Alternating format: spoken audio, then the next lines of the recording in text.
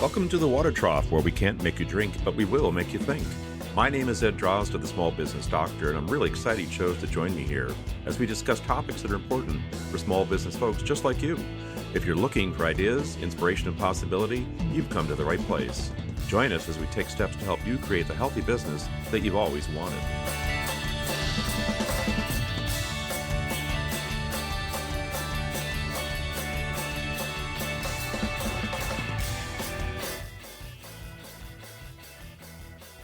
Good morning, folks. This is Ed Drozda, the Small Business Doctor, and I want to welcome you to the Water Trough, where I'm joined today by Chris Carter.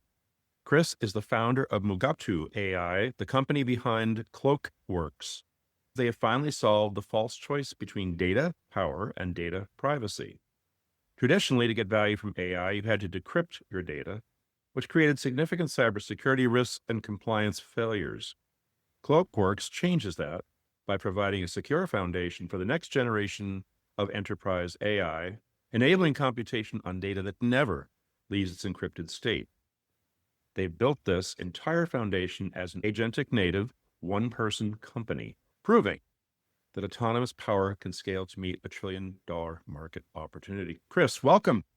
Hi, Ed. Thanks for having me. And as a fellow Milwaukeean, I'm glad that we could be on together. I only wish that Marquette or Wisconsin were playing in the Final Four. Oh, yes. I would have loved to have seen Marquette get back there again. They've had some injuries this past year that kind of put them down the chain, but I have a feeling they'll be back. They're doing some really good things at the university.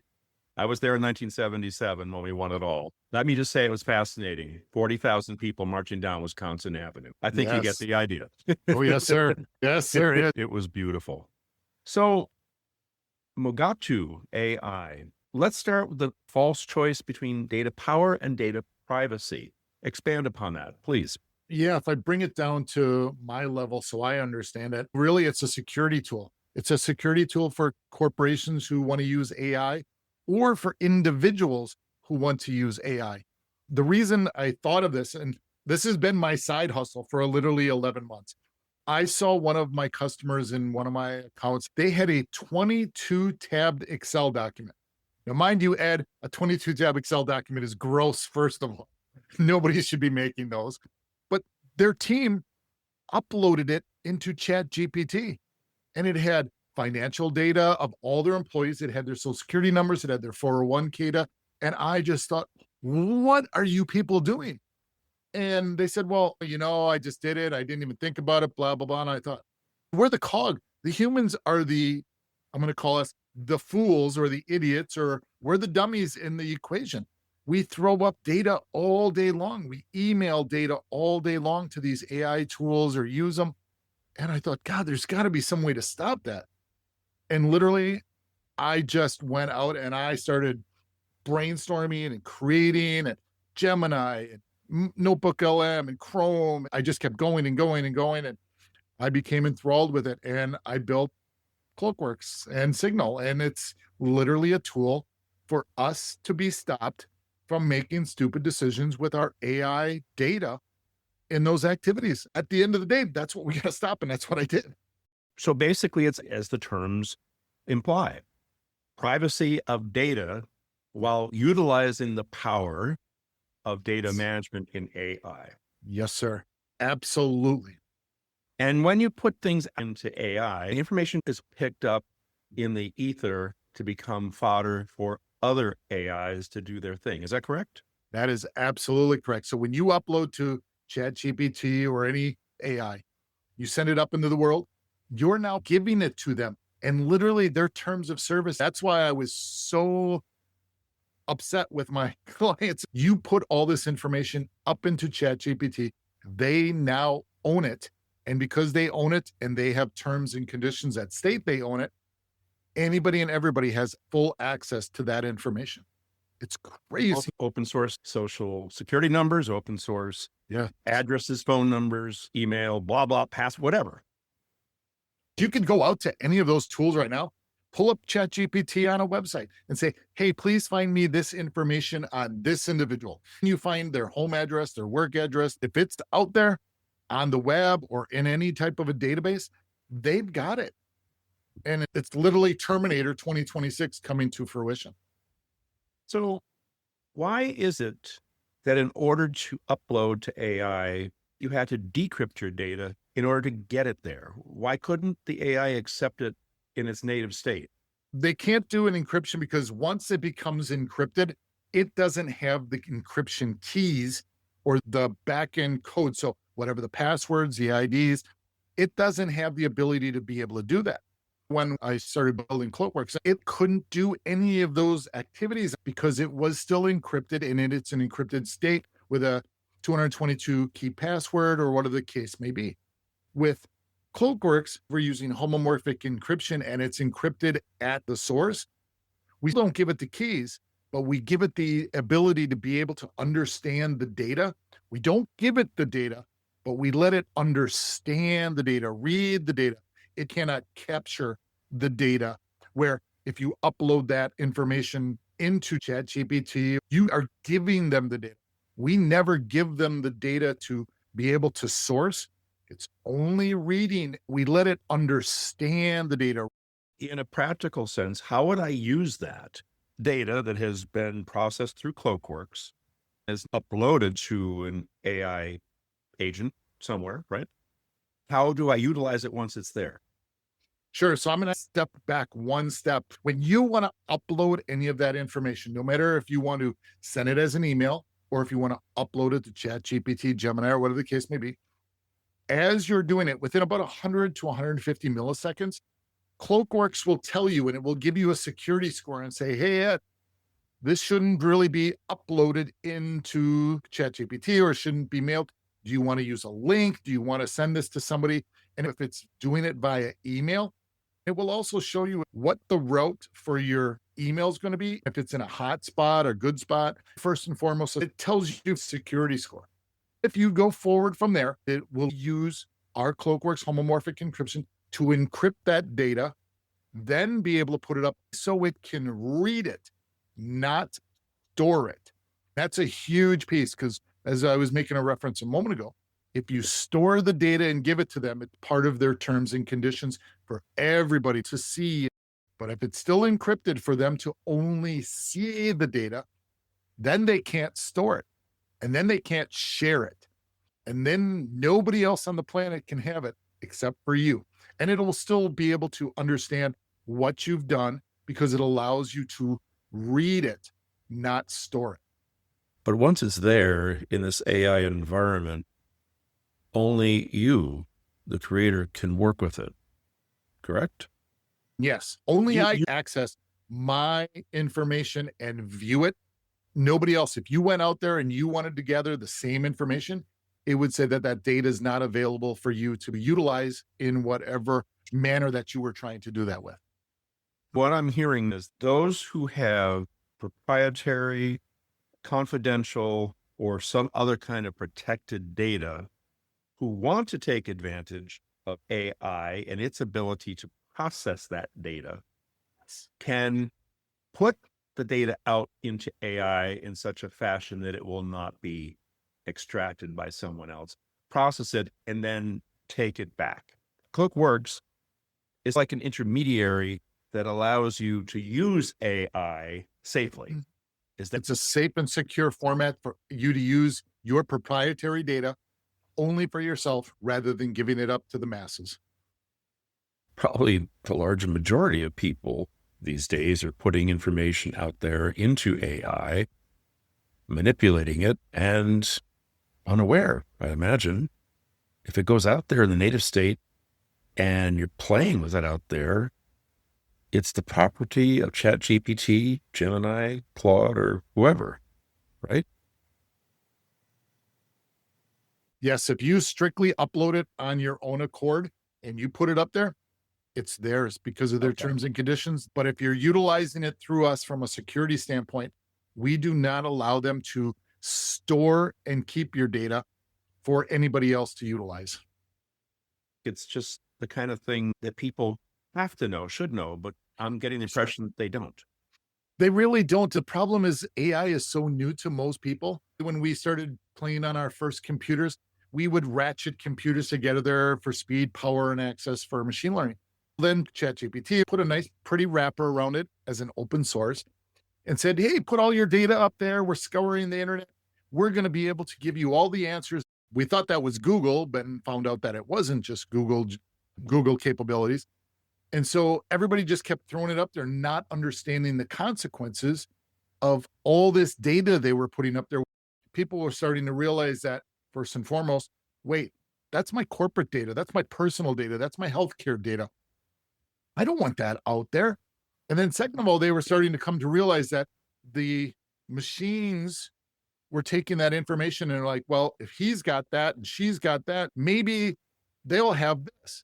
And it started coming up with assumptions and ideas based upon your data because you uploaded it to the World Wide Web and said, hey, take it away.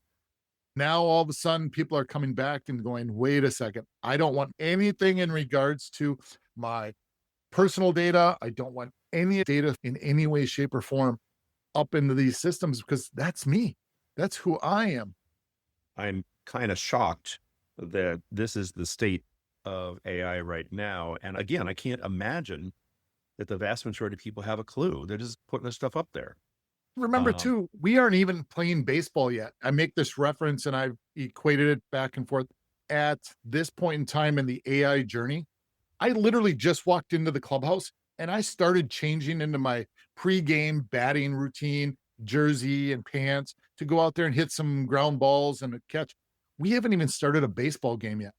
And if people think about it, all these different activities that have gone on to date, we're only at version 4.6.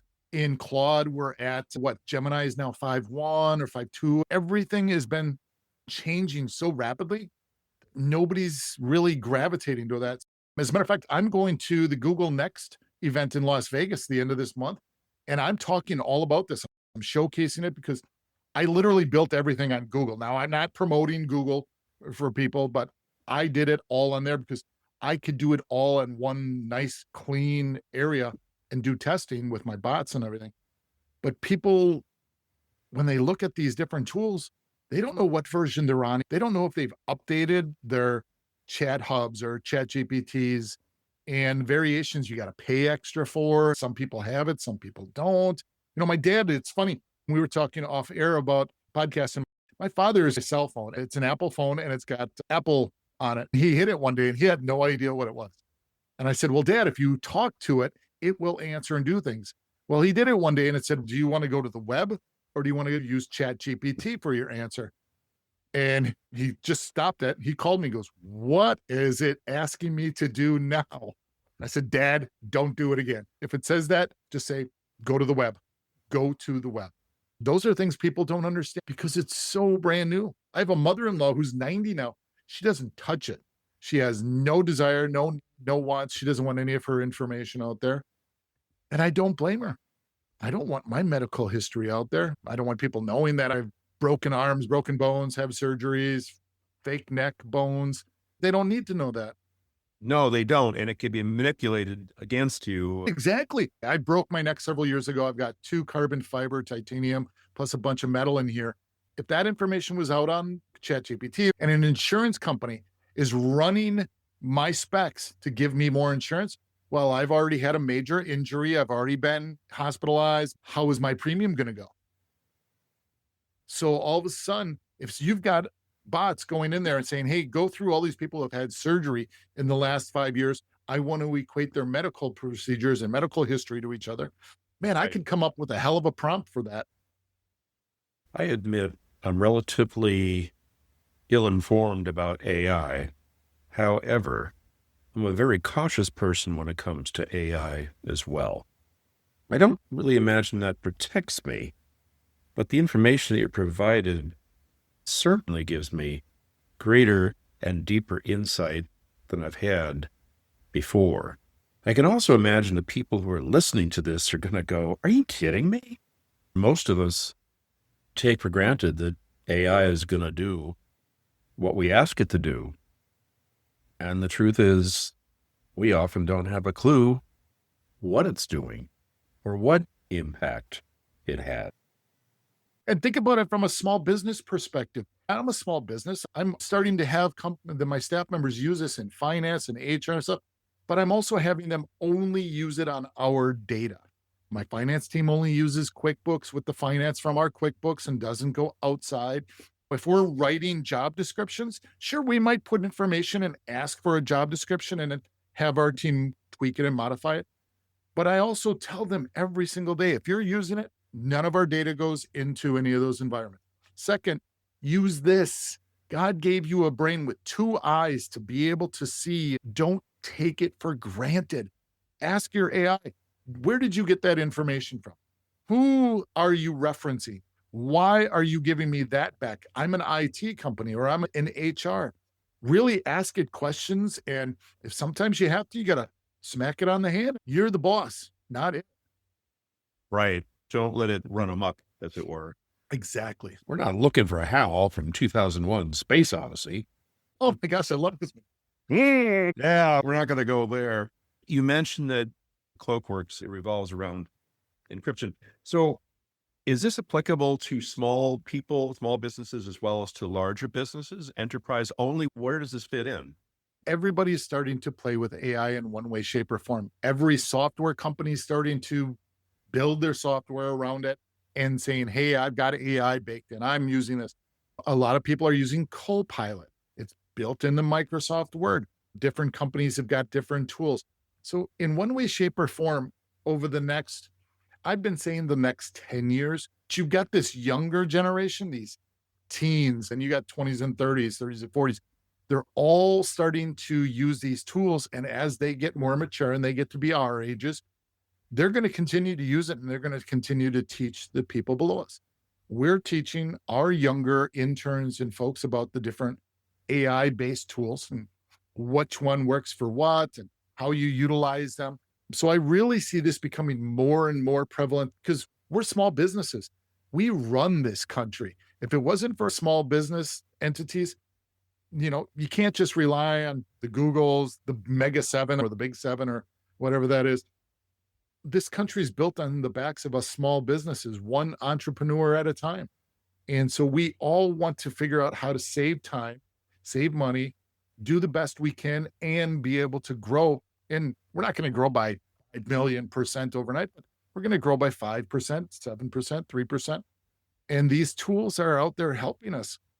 Just QuickBooks alone. Think of how many people run QuickBooks as small businesses. Right. And I'm using their tool so it automates my billing process. So I don't have to go in there every month and I know what my contracts are. I know that they're going to go out and I do the visual check after. It has saved me hours of time of inputting it manually. All I have to do is review from last month to this month to make sure. And that's just one tool.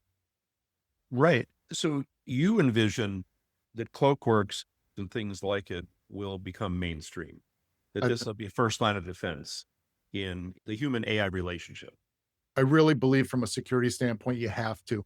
You start at the operating system and you work your way up through the applications because we don't want to be the missing piece of the security cog. And we hope that these organizations that are building applications have built security. But at the end of the day, before you mail it out, before you start uploading it, before you do those activities, it goes through that process of being validated by Cloak Works.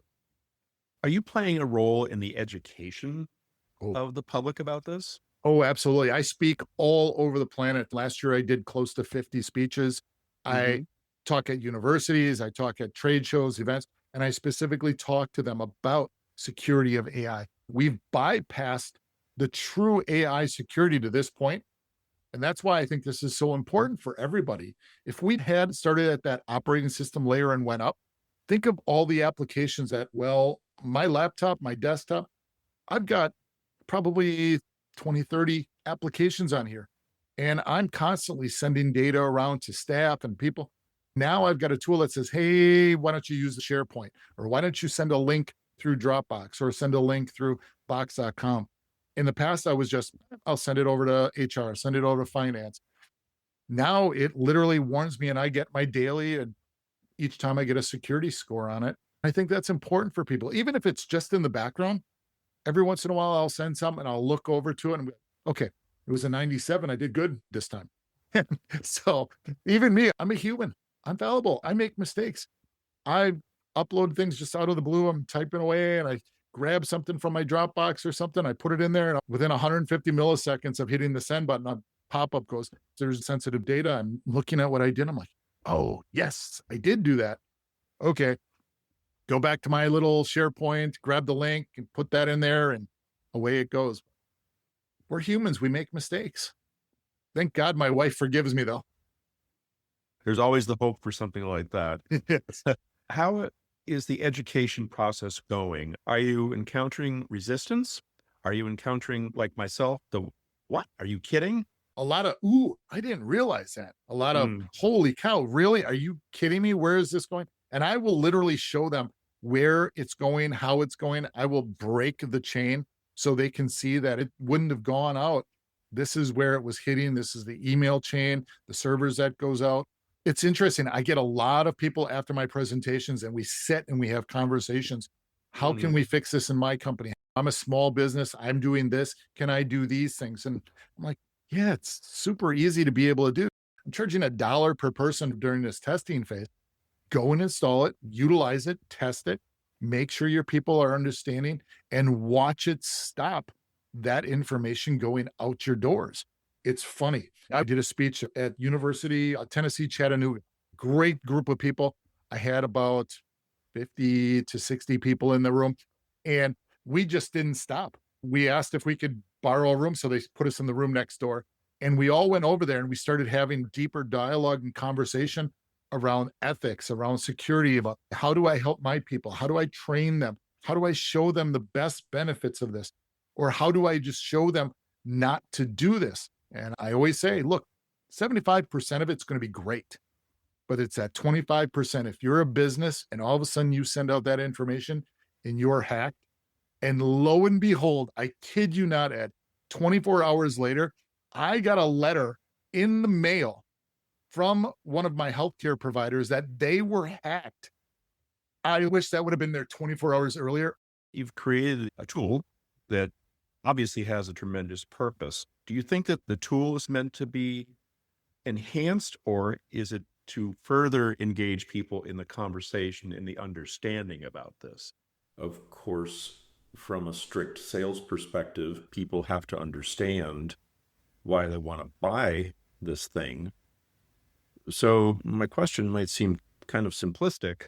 What I'm trying to say is it more about that tool evolving, or is it about educating? Because right now it seems that there's too darn many people that don't get it anyway. So it is a twofold path. It's about educating folks on the security side and how to build that. On our side, I would love to see this app. Now, this is pie in the sky. This is Apple being created in a garage. This is Google being created at a college in Right. California. It's this type of security. And if it's not Cloak Works, somebody else has come to the table.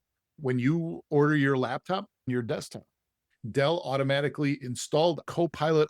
When you order Microsoft products, Copilot is already there. Yeah. I think that they should have a layer, a Cloakworks layer that is right there on top of the operating system.